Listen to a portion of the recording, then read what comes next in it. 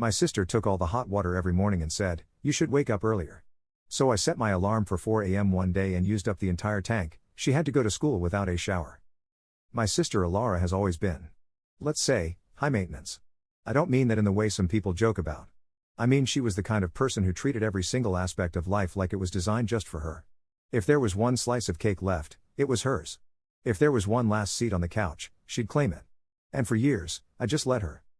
It wasn't so much that I was afraid of Alara. It was more that I'd grown up in her shadow, convinced that, somehow, she deserved to take up more space than the rest of us. So I tried to be the easygoing one, the sibling who didn't rock the boat. But that changed. It all started with something as simple as the hot water. Every morning, Alara would get up at the crack of dawn, though she called it beauty prep, and jump in the shower for 45 minutes minimum. If I wanted a shower after her? Tough luck. I'd twist the tap all the way to H, but the water would stay icy cold. My teeth would chatter as I stood there, frustrated and shivering, while Alara would saunter past me in her robe, hair wrapped in a towel. One day, as I was gripping the towel rack, fighting to warm up under the pathetic dribble of lukewarm water, she popped her head around the corner, looking as smug as a cat. "Finn, maybe you should just wake up earlier if you want hot water," she said, smiling like she'd just offered me the advice of the century. I clenched my jaw. "Maybe you could leave some for the rest of us once in a while," I shot back. She shrugged. "Hey, I'm just saying, you snooze, you lose," and with that, she sashayed down the hallway. For a few mornings after that, I tried waking up before her, but somehow, she'd still beat me to the shower. I'd hear the water running, and steam would be pouring under the bathroom door while I sat there, wondering if I should just rinse off with the garden hose at this point. When she finally emerged, she'd walk right past me, not even a hint of apology, just humming whatever was stuck in her head that day. It was around then that Dad, who seemed blind to her antics, started adding his own layer to the problem. "Alara's just got a little routine," he'd say, as if that excused her monopolizing the hot water every single morning. "Dad, I don't think it's a routine to leave me with nothing," I argued one morning as I shoveled cereal into my mouth. "There's a difference between taking your time and, I don't know, using all the hot water in the state of Montana." Dad just chuckled, brushing me off. "Finn, relax. You know how girls are with their looks." "She doesn't even leave me 5 minutes," I said, louder than I'd meant to. Dad glanced up, surprised. "Come on, Finn. You can't tell me you're actually upset about hot water." I didn't answer him. I wasn't going to waste my breath, explaining to him something he would never understand. It was that afternoon, when I came home from school, that I realized Alara had swiped one of my favorite t-shirts. I'd been looking for it for days. But there she was, wearing it, sitting cross-legged on her bed like it was hers. And of course, she'd somehow managed to spill coffee down the front. "Alara," I yelled, standing in her doorway. "That's my shirt. Did you even ask?"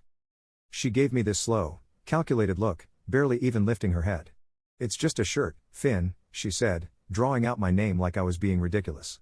"You don't have to freak out. It's not just a shirt if you keep taking my stuff and ruining it." She looked back at her phone, rolling her eyes. "Geez, sorry, I didn't realize you were so territorial about your wardrobe." I didn't bother responding. I walked back to my room, feeling a simmering anger that wouldn't go away. It was one thing to be annoyed by her constant borrowing, but it was another thing to have her look right through me, as if I was some kind of afterthought in her life. But maybe I could finally do something about it. That's when I started setting my alarm earlier. The next morning, I was up at 4 a.m., bleary-eyed, fumbling down the hall to the bathroom. I let the water heat up, and then I got in. And I didn't just shower. I soaked up every last drop of warmth, taking my time with the shampoo, humming to myself. It was so early that it was almost meditative, and for the first time in months, I felt completely, blissfully alone. Just as I turned off the water and grabbed a towel, I heard the sound of footsteps storming down the hall. I barely had time to wrap myself up before Alara started banging on the door. "Finn. Are you serious?" Her voice was shrill, high-pitched, that unmistakable tone she used when things didn't go her way. I opened the door, dripping, and gave her a lazy smile. "What's up, Alara?"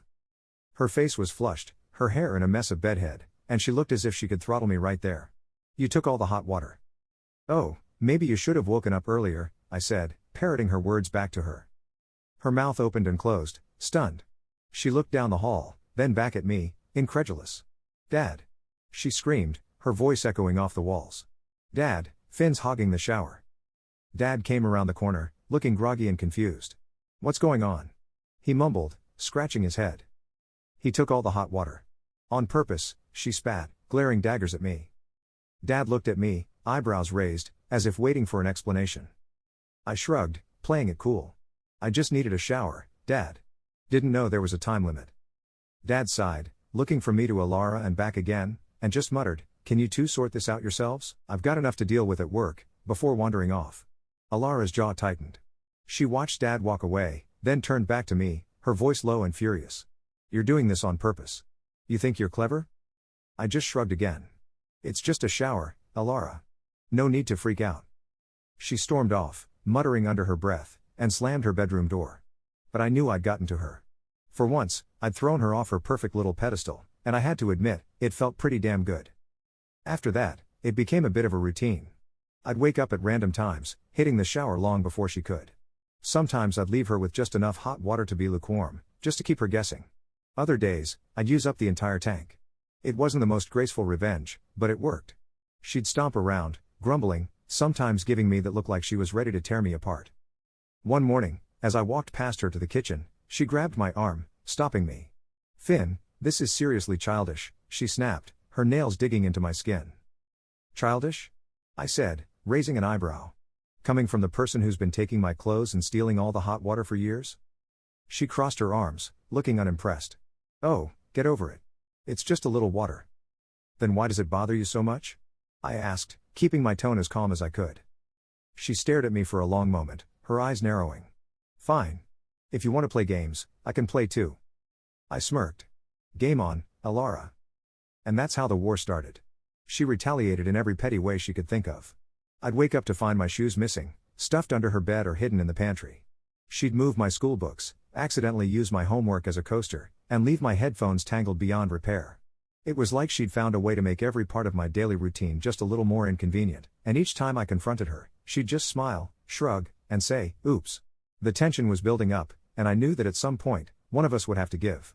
But as much as her antics irritated me, I wasn't going to back down. She'd pushed me around for too long, and this time, I was standing my ground. So I waited, biding my time, planning my next move. And I knew that the right opportunity would come, something that would make her finally see what it felt like to be on the other side. I kept up my routine of early showers, never predictable, always keeping her on edge. Sometimes I'd take just a few minutes, leaving her wondering if there'd be enough hot water left. Other times, I'd drain the tank entirely. I could see the frustration eating away at her, but she never backed down. It was like a game of chicken, and both of us were too stubborn to blink first.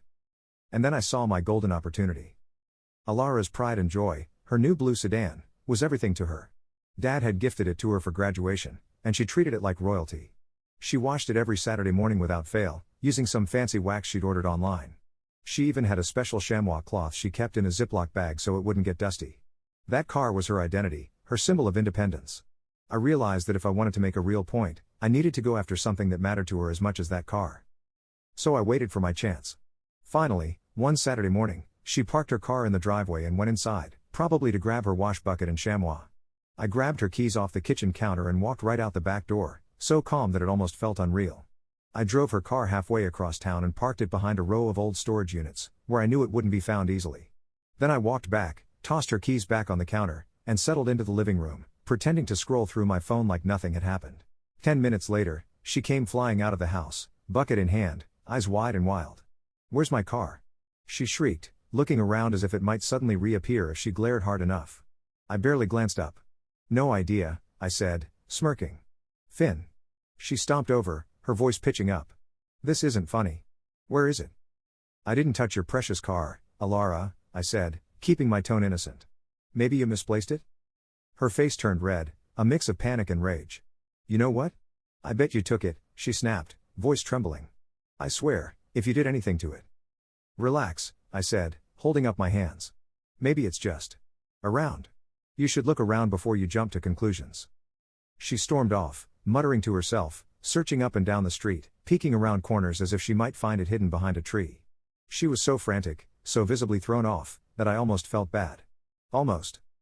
By the time she stomped back inside, she was on the verge of tears. "Dad! Someone took my car," she yelled, her voice strained. "Dad, I swear, it's gone." Dad walked in, looking as puzzled as I'd hoped. "Are you sure you didn't park it somewhere else, Alara?" She glared at him like he'd just insulted her intelligence. "Of course I'm sure. Someone took it." Dad looked over at me, and I just shrugged. "Haven't seen it, Dad," I said, putting on my best innocent face. She threw her hands up, exasperated. "You're both useless," she yelled and stormed back to her room, probably to call her friends and try to salvage her day. I let her stew for a few hours, watching her pace around the house, making frantic phone calls, and checking out the window every 5 minutes as if the car might miraculously appear. By lunchtime, she looked defeated. I knew that was the time to let her in on my little secret. I slipped a note under her door, the paper barely peeking out. On it, I'd written one line, "Check by the storage units on 5th Avenue. I heard her rip the door open, and a few minutes later, she stormed past me, fuming, but without a word. She grabbed her keys and stomped out the door. I watched her from the living room window as she sped off, no doubt cursing my name under her breath. When she got back, she didn't say a word. She didn't yell, didn't glare, didn't throw one of her dramatic tantrums. She just walked past me, straight to her room, and slammed the door. I had a feeling she'd never let me hear the end of it, but for once, I didn't care. I'd made my point. The next morning, I woke up, walked down the hall, and got in the shower, half expecting her to have pulled something. But when I turned on the tap, the water came out warm, almost hot. For the first time in years, there was actually hot water. When I walked back to my room, I passed her in the hallway. She didn't say anything. She just gave me a look, a quiet, grudging look that said she knew she'd been beaten. I didn't need an apology, that look was enough. From then on, things changed. She stopped taking my clothes, stopped leaving her messes around, stopped treating me like I didn't matter. The war was over, and in the end, I'd won more than I'd hoped for. It wasn't about the car or the hot water, not really. It was about respect. And as I walked down the hall that morning, towel slung over my shoulder, warm from my uninterrupted shower, I felt like, finally, I'd gotten exactly that.